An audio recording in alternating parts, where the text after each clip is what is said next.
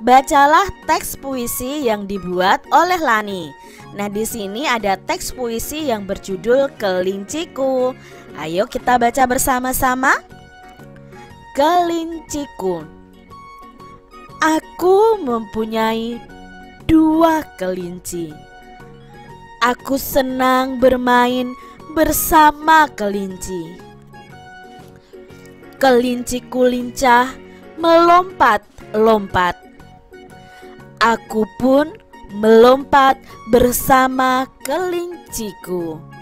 Itu tadi puisi tentang kelinciku adik-adik. Di sini diceritakan bahwa pembuat puisi ini mempunyai 2 kelinci. Dia senang bermain bersama kelincinya. Kelincinya itu suka melompat-lompat. Dan pengarang dari puisi Kelinciku ini juga ikut melompat bersama kelinci-kelincinya adik-adik. Ini tadi isi dari puisi Kelinciku. Tulislah puisi Lani tersebut dengan huruf tegak bersambung. Di sini Kak Citra sudah menuliskannya dalam huruf tegak bersambung adik-adik. Ingat ya, ketika kita menuliskan sesuatu harus diawali dengan huruf kapital. Contohnya di sini kelinciku, huruf K-nya huruf besar karena di awal kata atau di awal kalimat di baris ini. Ini adalah huruf kapital huruf A ya. Aku mempunyai 2 kelinci. Ini A-nya juga memakai huruf kapital karena di awal kalimat adik-adik ya. Kalian juga harus memperhatikan tanda tongkat yang benar dalam penulisan huruf-huruf yang lain. Misalnya kalau huruf K, L itu sampai atas seperti ini. Tapi kalau huruf D hanya setengahnya saja. Huruf P tongkatnya ke bawah juga hanya setengah. Sedangkan huruf Y itu bisa sampai bawah. Huruf G juga sampai bawah. Huruf B itu sampai atas ya. Huruf P hanya setengahnya saja.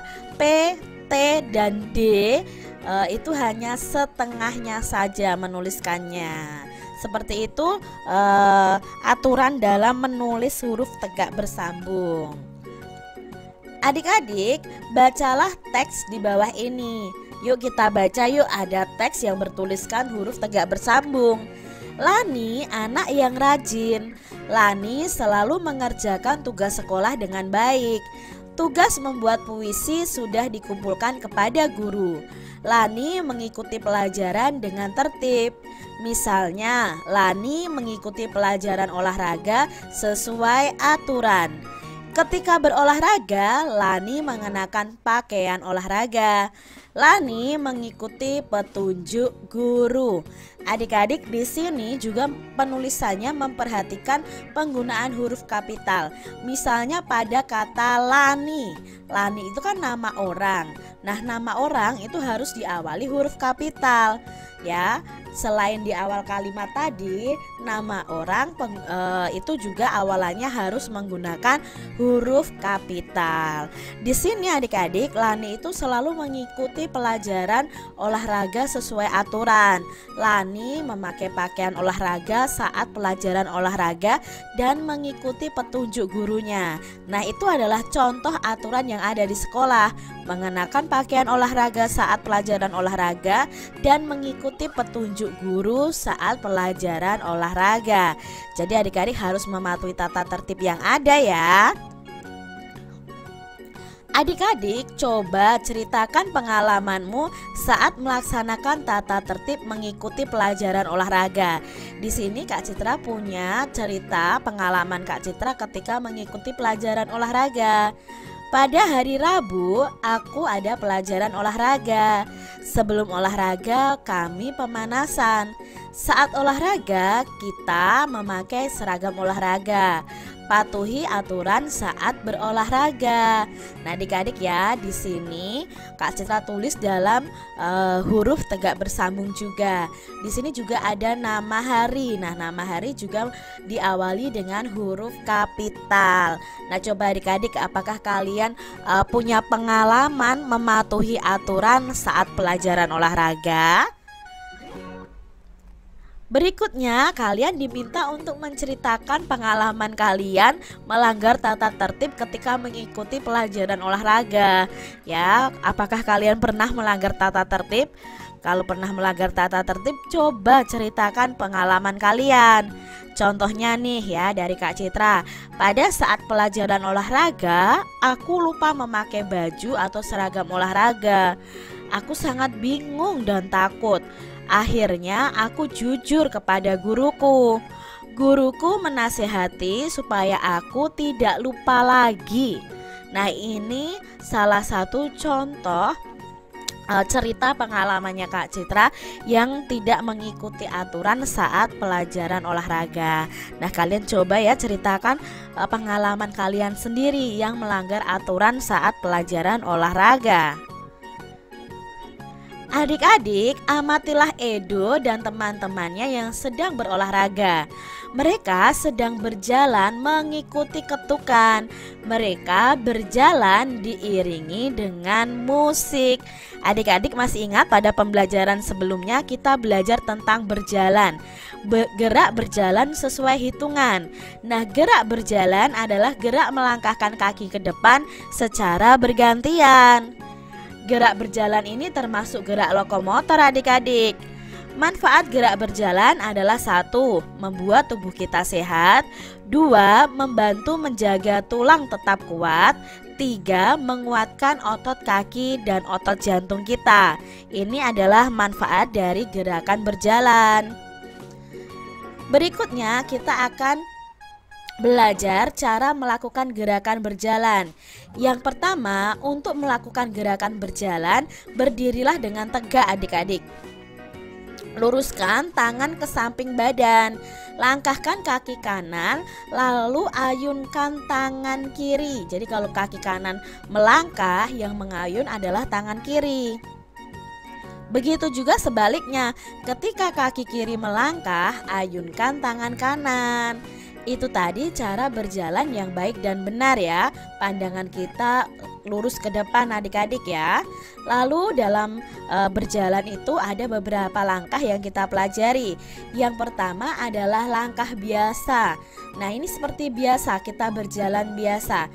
Caranya berdiri dengan sikap tegak dan rileks, lalu langkahkan kaki kiri ke depan dan kedua tangan diayun ke samping badan kedua lengannya.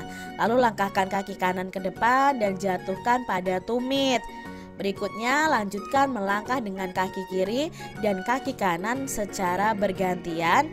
Gerakan disesuaikan dengan irama. Lalu ada langkah rapat ya. Kakinya rapat adik-adik. Sama sebenarnya prinsipnya adalah pertama itu berdiri dengan sikap tegak atau rileks.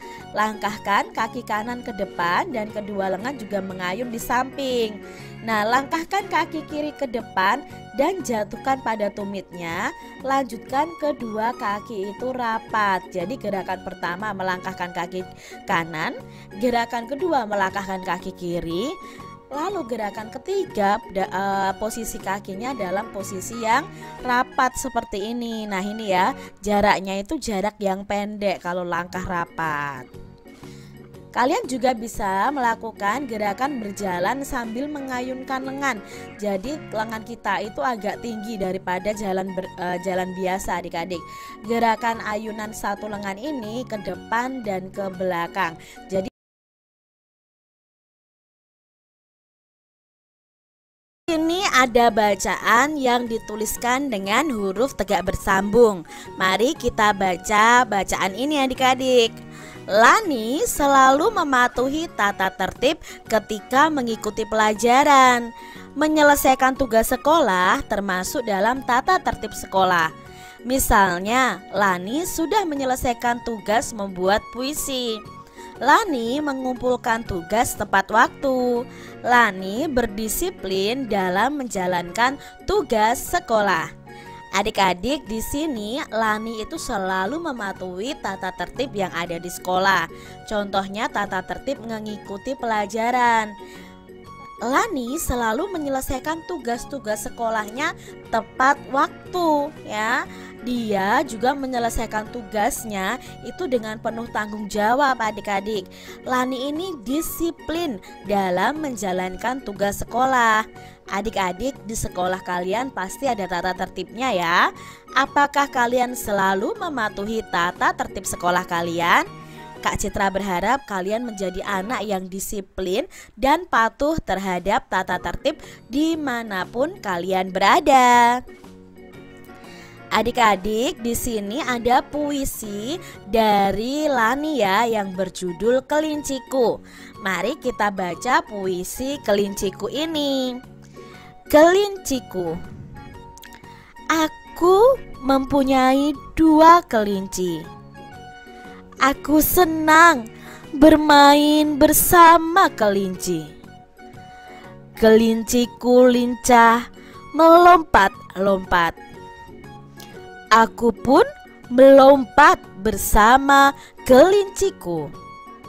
Itu tadi puisi Kelinciku ya. Mungkin kalian bisa membaca puisi ini lebih baik dari Kak Citra lagi ya.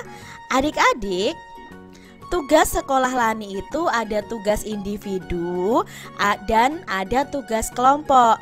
Nah, tugas individu merupakan tugas yang harus diselesaikan sendiri adik-adik. Misalnya tugas membuat puisi, tugas mengerjakan soal secara mandiri, ulangan ya atau penilaian harian, itu tugas individu. Ada juga tugas kelompok. Nah, tugas kelompok ini merupakan tugas yang diselesaikan bersama dengan teman-teman kalian. Misalnya tugas menimbang benda, tugas membuat laporan kegiatan, tugas berdiskusi, itu adalah contoh-contoh dari tugas kelompok. Adik-adik, apa yang menjadi tugas sekolah Lani?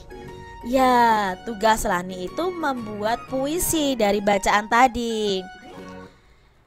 Bagaimana Lani melaksanakan tugas tersebut? Lani melaksanakan atau mengerjakan tugasnya tepat waktu. Sikap apa yang seharusnya diterapkan ketika kita mengumpulkan tugas? Nah, sikapnya apa? Sikap bertanggung jawab mengumpulkan tugas dan mengumpulkannya juga tepat waktu. Itu adalah sikap yang baik saat mengumpulkan tugas ya adik-adik. Jangan kalian tunda-tunda kalau ada tugas. Kalau kalian saat ini belajar di rumah, ada tugas dari Bu Guru atau Pak Guru, segera dikerjakan. Jangan ditunda-tunda ya. Adik-adik, tulislah kegiatan tugas-tugas yang kamu selesaikan dalam waktu seminggu ini. Nah, adik-adik pasti ada kan tugas-tugas dari Bu Guru. Nah, selama seminggu ini tugas kalian apa? Oh, misalnya tugas dari Pak Guru atau Bu Guru yang pertama adalah membuat puisi. Lalu hasil tugasnya apa? Misalnya ada tugas menimbang berat benda. Hasil tugasnya apa? Ya berat benda apa yang kalian timbang. Berapa beratnya? Bisa kalian buat tabel seperti ini. Jadi kalian mengerti tugas apa saja sih yang aku kerjakan selama seminggu ini. Ingat ya, jangan menunda-nunda tugas. Kalau kalian menunda akan semakin banyak tugas yang harus kalian kerjakan.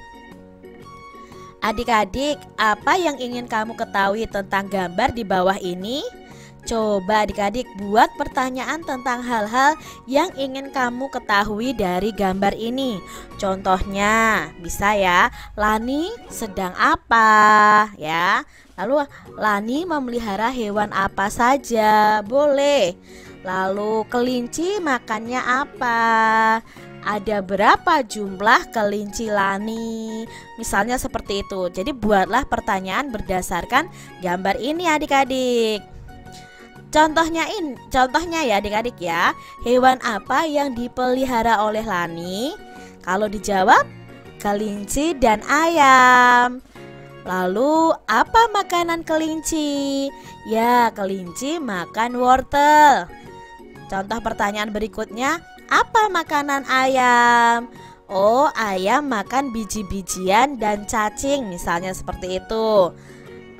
Bagaimana cara merawat kelinci dan ayam? Cara merawatnya dengan diberi makan dan minum, dibersihkan kandangnya dan dimandikan hewannya. Itu tadi contoh kalimat tanya berdasarkan gambar yang ada. Adik-adik, pasangkan gambar wortel yang ditimbang dengan berat yang sesuai.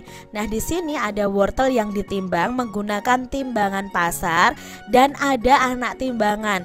Nah, anak timbangan inilah yang menunjukkan berat wortel tersebut. Kalau ada satu anak timbangan yang nilainya 1 kg seperti gambar ini, berarti berat wortel ini adalah 1 kg. Kalau berat wortel yang kedua ini ada 3 anak timbangan yang masing-masing beratnya 1 kg. Kalau ada 3 anak timbangan yang beratnya 1 kilograman, berarti berat dari wortel ini adalah 3 kg.